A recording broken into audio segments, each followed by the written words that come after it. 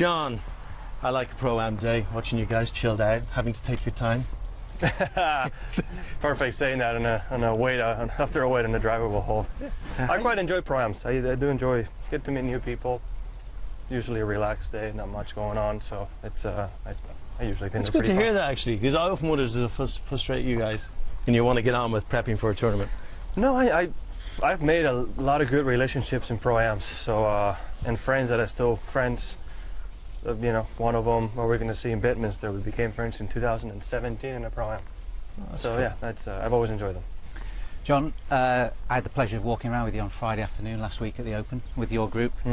How was it for you, the Open? You got into contention. Yeah.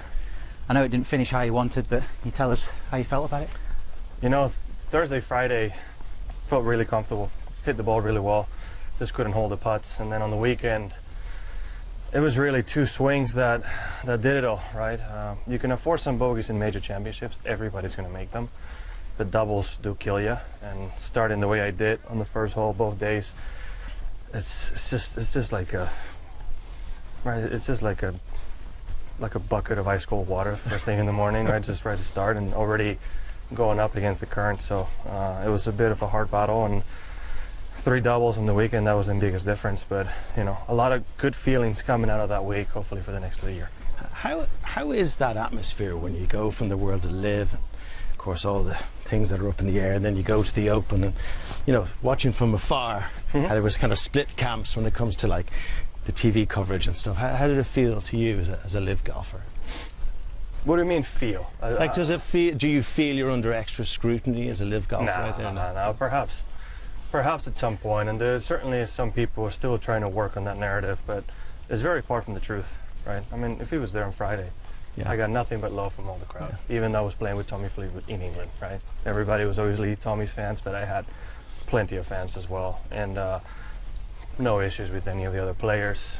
I'm really pleased to hear that, you know. I've said it in the last few interviews. I think it's whoever's still trying to talk about it, it's very far from reality. Good. Yeah. I'm delighted to hear that. You've had a great year so far, 2026, 4 seconds, 2 wins, second at the PGA.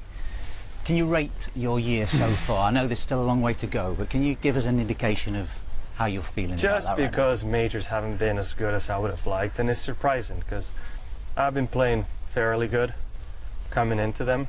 I'm feeling better than my score has shown. Even though I've done well off the majors, I still have to give myself, I can't really, if I have to go out of 10 so far, I can't give much more than 7.5, even though I've had 2 wins and a lot of great finishes, just because. Well, you do have very high standards, we know that. Yeah, but it's just in some of those weeks, like last week, I finished poorly. It would have changed quite a bit if I have a better weekend, and even if I don't win, having a chance on Sunday, maybe it would have been different, but that alone and the US Open, playing good, and all of a sudden 5 holes later, I'm out of the cut line, right? So it's amazing. It's not really, in major championship golf and tough tests, is really maybe 5 to 10 swings that make the difference.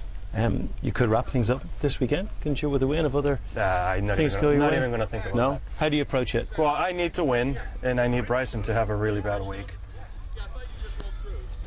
It's highly unlikely. And he loves this kind of situation, doesn't he? He loves this course. Yeah. It's firm and fast. You know, for somebody that hits it as far and can spin the ball as much as he can, it's rarely a week that he'll be playing that bad, right? Yeah. So, hopefully I win. You're setting it up nicely, though. Hopefully I win and I get into a better position, but I highly doubt that happens this week, in the sense of him playing that bad. I know we need to let you go, but I need to ask. I found out from a source today that you're a bit of a martial arts expert. I am not an expert. In taekwondo. I am not an expert. Shall I say a passion for taekwondo? I've always liked martial arts. Early in my pro career, I did some lessons, got my yellow belt, and that was it. Because it just required too much time. I would say if I got back into it, probably remember it fairly quickly, but my level is 0 right now. Do you remember your Keon Kata? I don't remember any of them. I don't remember any of them, that's why. But if you give me a month, I'll probably start getting a lot of it back. Okay. Like if I were to get in a fight, I would remember 0 from any of it. Just, you don't need to take it. You wouldn't need to remember too much. I think you'd be all right. Well, I do have a Nice drive, 3-wood. Nice drive, 3-wood. No, over there. I want to agree. Did you hit someone here last year and it bounced off their tummy? And it bounced. You got birdie. No, we got a great line in the rough and ended up making a birdie. Yeah, I did. I think it was the final hole of the day. It was. Right on the tummy. We'll leave you to it. We'll leave you to it. Good luck this weekend. Thank you. Good talking to you, John. Take care. Good talking to you, John. Take care.